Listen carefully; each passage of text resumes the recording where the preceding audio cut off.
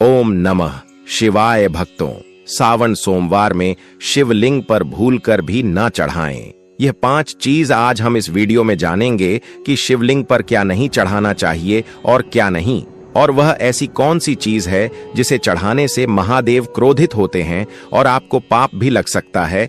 तो शिवलिंग पर आपको भूलकर भी यह चीज नहीं चढ़ता है। तो आज हम सावन सोमवार में शिवलिंग पर ऐसी वह कौन सी वस्तुएं हैं जो बिल्कुल भी नहीं चढ़ाना चाहिए, और मैं उन माताएं और बहनों से भी कहना चाहता हूं कि आप भी उन चीजों को अवश्य ही पहले ही जान ले, क्योंकि यह जानना सबके लिए बहुत ही ज्यादा जरूरी होता है कि शिवलिंग पर ऐसी कौन सी चीज है जो हमें भूलकर भी नहीं चढ़ाना चाहिए। क्योंकि हम कभी कभी जाने अनजाने में ऐसी गलती कर देते हैं जो कि बहुत ही बड़ी गलती हो जाती है, और हम सोचते भी नहीं हैं कि हमने इतनी बड़ी गलती कर दी। भक्तों, शिवलिंग पर चढ़ने और न चढ़ने योग्य वस्तुओं को लेकर शास्त्रों में और पुराणों में स्पष्ट नियम बताए गए हैं। शिवलिंग की पूजा करते समय इन नियमों का पालन करना बहुत जरूरी माना जाता है। कहा जाता है कि शास्त्रों में बताया गया है कि शिवलिंग पर ऐसी वस्तुएं होती हैं जिन्हें हमें बिल्कुल भी नहीं चढ़ाना चाहिए, क्योंकि इससे महादेव रुष्ट हो जाते हैं और आपको पाप के भागीदार भी बनना पड़ सकता है। तो भक्तों, आपको ऐसी गलती बिल्कुल भी नहीं करना है। तो सबसे पहले हम यह जानेंगे कि जो 2025 में सावन सोमवार पर रहे हैं वह किस किस तारीख को पड़ रहे हैं, क्योंकि अक्सर सावन सोमवार में ही पूजा पाठ किया जाता है और शिवलिंग पर इंच अब भी चीजों का इस्तेमाल किया जाता है, जिसके द्वारा यह गलतियां हो जाती हैं। तो भक्तों, सबसे पहले तुलसी के पत्ते। तुलसी के पत्ते हमें शिवलिंग पर भूल कर भी नहीं चढ़ाना चाहिए। चाहे शिवजी की कितनी ही बड़ी पूजा पाठ क्यों ना चल रही हो, परंतु शिवलिंग पर भूल कर भी तुलसी के पत्ते अर्पित नहीं करना चाहिए। इससे शिवजी रोस्ट हो सकते हैं और आपको पाप लग सकता है। तो भक्तों, ध्यान रखें कि जो एकादशी होती है उसे दिन तुलसी के पत्तों को तोड़ना भी वर्जित माना जाता है। तो आपको तुलसी के पत्ते नहीं तोड़ना चाहिए और ना ही शिवलिंग पर अर्पित करना चाहिए। खासकर सावन के महीने में तो बिल्कुल भी नहीं करना चाहिए। ये काफी ज्यादा हिंदू शास्त्र में गलत माना जाता है। कहा जाता है कि तुलसी के पत्ते भगवान विष्णु को अर्पित किए जाते हैं, जो कि शिवजी को नहीं किए जाते। अगर आप विष्णु भगवान जी को तुलसी के पत्ते अर्पित करते हैं तो यह माता लक्ष्मी इससे प्रसन्न होती है। नंबर 2, केतकी के फूल। एक पौराणिक कथा के अनुसार शिवजी ने इस फूल को स्वीकार नहीं किया था। कहा जाता है कि महादेव को केतकी के फूल अर्पित नहीं करना चाहिए, इससे महादेव रुष्ट हो सकते हैं, और हिंदू शास्त्र में बताया गया है कि केतकी के फूल भी शिवजी को नहीं चढ़ाना चाहिए। खासकर सावन के महीने में तो बिल्कुल भी नहीं चढ़ाना चाहिए। भूलकर भी आपको केतकी की फूलों से दूर ही रहना है, क्योंकि के फूल महादेव को बिल्कुल भी पसंद नहीं है। तो आपको केतकी के फूल महादेव को नहीं चढ़ता है। नंबर 3, सिंदूर। यह भी देवी पूजा के लिए होता है। कहा जाता है कि सिंदूर आप भगवान शिव की पत्नी पार्वती को अर्पित कर सकते हैं, परंतु शिव जी को सिंदूर नहीं चढ़ाना चाहिए। कई महिलाएं एक गलती कर देती हैं कि सिंदूर से महादेव को तिलक कर देती है, पर उन महिलाओं को ऐसा नहीं करना चाहिए। कहा जाता है कि सिंदूर माता पार्वती के लिए ही अर्पित करना चाहिए, वह सुहाग का प्रतीक है। तो आप माता पार्वती को सिंदूर का दान कर सकती है, परंतु महादेव को सिंदूर नहीं चढ़ाना चाहिए। सिंदूर का शिवलिंग पर चढ़ना निषेध माना गया है। नंबर 4, शंख से जल। शंख से जल भी शिवजी को नहीं चढ़ाना चाहिए। कहा जाता है कि शंख भगवान विष्णु का प्रतीक माना जाता है, और शंख से शिवजी को जल भी नहीं चढ़ाना चाहिए। शंख समुद्र से उत्पन्न है और शिवजी ने समुद्र मंथन के समय विश्व दिया था, इसलिए इसे वर्जित माना जाता है।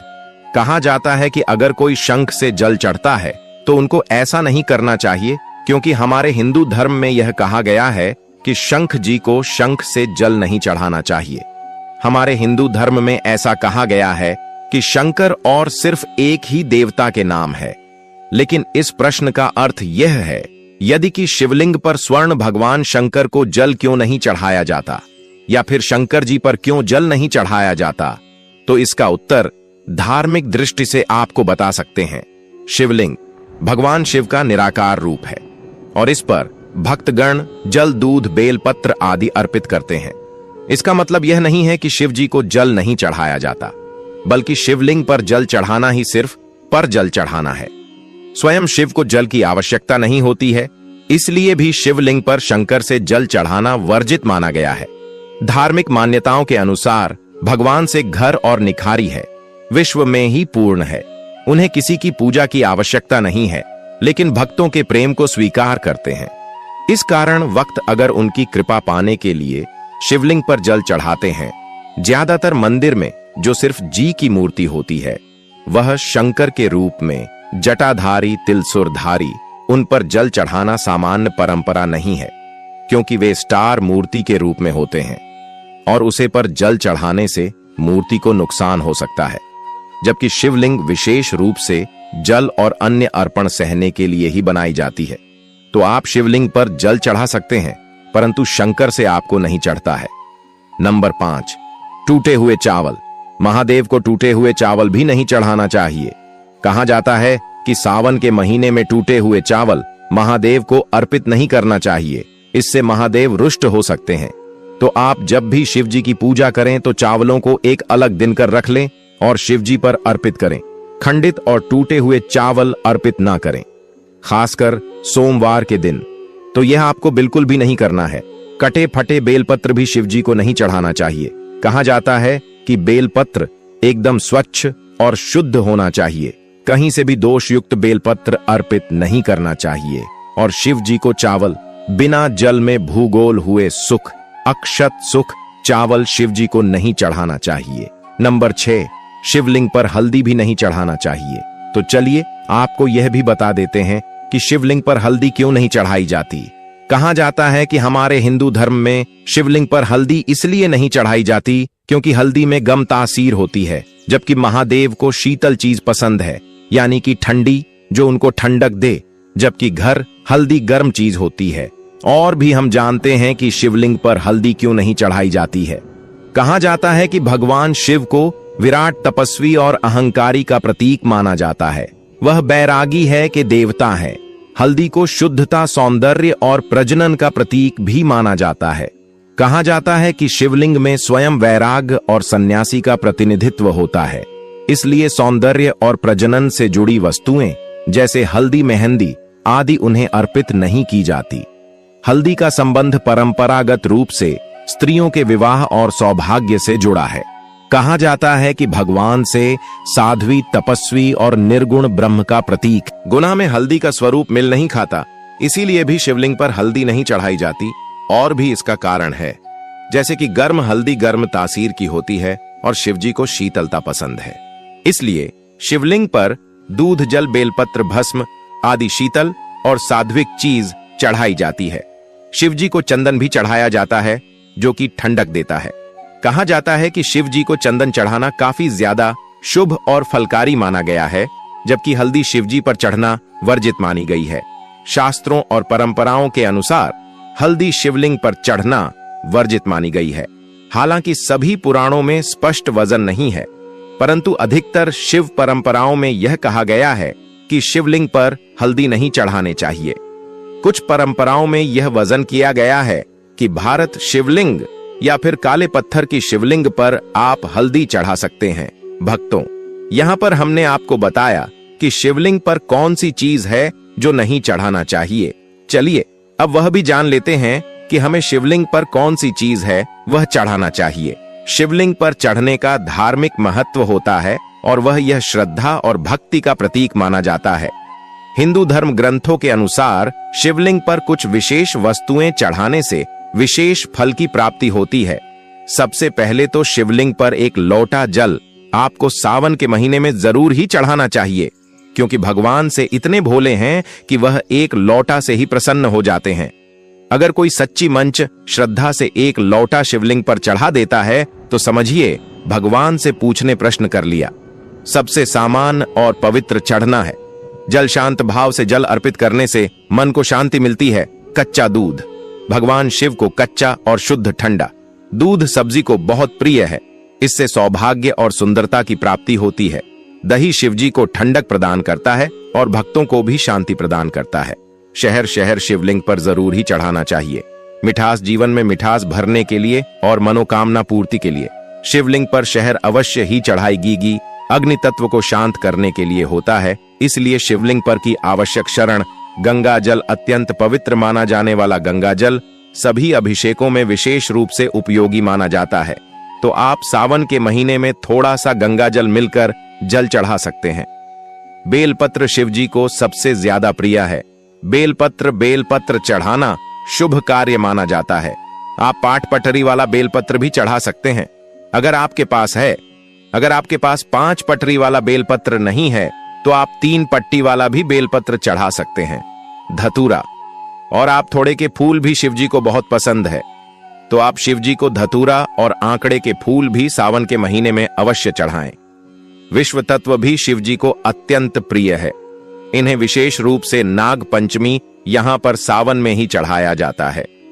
कहा जाता है कि सावन के महीने में तो शिवजी का सबसे प्रिय जो है वह है नाक को भी दूध पिलाना, काफी ज्यादा शुभकारी माना जाता है। तो अगर आपके पास कहीं भी स्वामी वगैरह है तो आप सावन के महीने में उसे पर दूध अवश्य ही चढ़ाई। भस्म शिवजी का प्रमुख श्रृंगार है। भारत में विभूति मोक्ष और वैराग्य का प्रतीक है। कहा जाता है कि सावन के महीने में शिवजी को ठंडक प्रदान करने वाली भस्म जरूर ही चढ़ाई।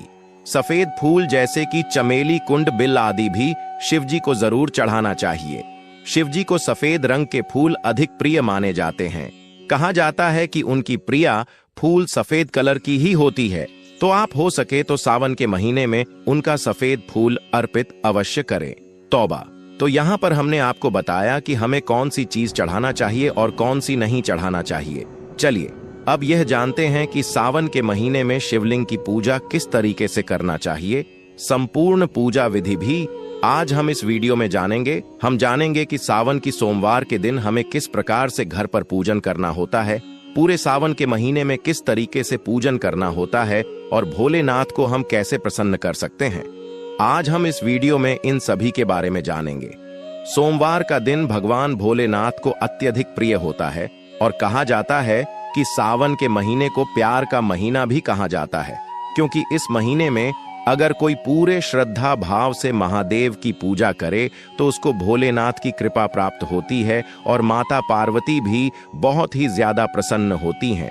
इस दिन भगवान भोलेनाथ के लिए व्रत किए जाते हैं। कई लोग तो पूरे सावन का व्रत रखते हैं और कई लोग ऐसे होते हैं जो सिर्फ 4 सोमवार का ही व्रत करते हैं। परंतु यह तो खुद पर डिपेंड करता है कि किसको कितने सावन सोमवार व्रत करना है और क्या वह पूरी सावन सोमवार भी व्रत रख सकते हैं। और इस पर भी अगर सावन के सौंग, तो यह बहुत ही ज्यादा का महीना जो है वह भगवान भोलेनाथ को अत्यधिक प्रिय है। पूरे सावन मास में पढ़ने वाले सभी सोमवार, प्रदोष और शिवरात्रि जो है वह भगवान भोलेनाथ की पूजा अर्चना के लिए बहुत ज्यादा विशेष होते हैं। तो देखिए, इस दिन सुबह सवेरे नित्य कर्मों से स्नान आदि करके निवृत्त होकर साफ स्वच्छ वस्त्र धारण करें और हो सके तो भक्तों, नहाने के पानी में आप थोड़ा सा गंगा जल मिला लें। 1 से 2 बूंद गंगा जल की जरूर शामिल करें। इससे गंगा जल स्नान माना जाता है। और इस दिन हो सके तो सफेद कलर के वस्त्र धारण न करें, हो सके तो हर रंग की वस्त्र धारण करें। हर रंग महादेव को अति प्रिय है। कहा जाता है कि सावन के महीने में हरा रंग पहनना काफी ज्यादा शुभ माना जाता है। इसके बाद यह किसी भी शिवालय में जाकर शिवजी को अभिषेक करें, उनकी पूजा आराधना करें और शाम के समय आप इस पूजन को कर सकते हैं, क्योंकि शिवजी के सभी प्रकार की पूजा प्रदोष काल में की जाती है। और अगर शाम को समय ना हो तो आप सुबह भी पूजन को कर सकते हैं। तो इस प्रकार से चौकी या पेट पर सफेद या हरे रंग का हम वस्त्र बढ़ा लेंगे। और अच्छा तो का यह फूलों का आसान देते हुए यहाँ पर हम शिव परिवार को विराजमान कर लेंगे। अब देखिए, हम शिव जी का अभिषेक करेंगे तो यहाँ पर एक थाली ले ली है। यहाँ पर हमने पीतल की थाली ली है, आप स्टील की भी ले सकते हैं। आप उसे किचन में उसे ना करते हो। और इस पर देखिए, यह तो आप स्वास्तिक बना लीजिए। यहाँ पर मैं ओम बना रहे हूँ। अब हमें लेना है और बेलपत्र का आसान देते हुए यहाँ पर हम शिवलिंग को विराजमान कर लेंगे। आप किसी भी तरह का शिवलिंग ले सकते हैं, पत्थर का, स्फटिक का। यह अगर आपके पास नर्मदेश्वर है तो उन्हें विराजमान करके पूजन कर सकते हैं। और अगर शिवलिंग ना हो आपके घर में तो आप मिट्टी से भी, यानी वाला भाग जो है वह उत्तर दिशा होना चाहिए, और शिवलिंग की जलहरी भी दांडी वाले भाग की तरफ यानी उत्तर दिशा की ओर होनी चाहिए। धूप रख लेंगे और इसके बाद अपनी पूजा को शुरू करेंगे। फिर उसे शुद्ध जल से भरिए। इसके बाद इस प्रकार से 4 बार जल छोड़ते हुए हम शिव जी का अभिषेक करेंगे, और हो सके आप जिस पत्र से अभिषेक कर रहे हैं उसमें गंगा जल की 2 से 3 बने अवश्य शामिल करें, क्योंकि गंगा जल से अभिषेक करना काफी ज्यादा शुभकारी महान जाता है। कहा जाता है कि सावन के महीने में अगर आप गंगा जल से अभिषेक करते हैं तो महादेव उससे अधिक प्रसन्न होते हैं। भक्तों, आप सबको यह तो पता ही होगा कि इस बार जो कुंभ का मेला लगा था उसमें से सब लोग गंगा जल लेकर आए हैं, तो आप उसे गंगा जल का इस्तेमाल इस पूजन में कर सकते हैं। आपको ज्यादा नहीं, बस ओनली ऑन 2 से 3 गुना ही डालना है, और अभिषेक करते समय ओम नमः शिवाय, ओम नमः शिवाय इस तरह से आप मंत्र जाप करते रहें। और जल से अभिषेक करने के बाद यहाँ पर मैंने पंचामृत लिया है, यानी दूध उत्पादन की प्राप्ति है। तो अलग अलग वस्तुओं से अभिषेक शिव जी का किया जाता है। शिव जी को और जल से आप अच्छे प्रकार से अभिषेक करें। अभिषेक काजल है। तुलसी जी के गमले को छोड़कर अन्य किसी भी पौधे के गमले में या किसी भी पवित्र पेड़ की जड़ में आप इसे डाल सकते हैं। अब देखिए, गंगा जल और फूलों की सहायता से स्थान के भाव से हम सभी को चिता दे देंगे, और जो कि कभी पवित्रीकरण कर लेंगे, अब अवश्य की भावना से यहाँ पर हमने कलवा अर्पित कर दिया है सभी को। अब इसके बाद सबसे पहले हम प्रथम पूज्य गणपति जी को तिलक करेंगे। चंदन रोली अक्षत अर्पित करेंगे। लाल रंग का गुलाब और 2 का स्थापित करके हम साथी जानू अर्पित कर देंगे। और देखिए, अगर आपके घर पर शिवलिंग ना हो, कि देखिए सबके घरों में शिवलिंग नहीं होता, तो आप बेल पत्र, शमी पत्र, आंकड़े के पौधे के गमले में किस तरह से मिट्टी से शिवलिंग का निर्माण करें, उनका पूजन करें और साथ ही विसर्जन करें। इसकी वीडियो ऑलरेडी हमारे चैनल पर है, लिंक आपको डिस्क्रिप्शन में दे दूंगा मैं। क्योंकि देखी, बहुत से लोग पूरे सावन के महीने में हर रोज पार्थिव शिवलिंग का निर्माण करके भोजन और विसर्जन करते हैं।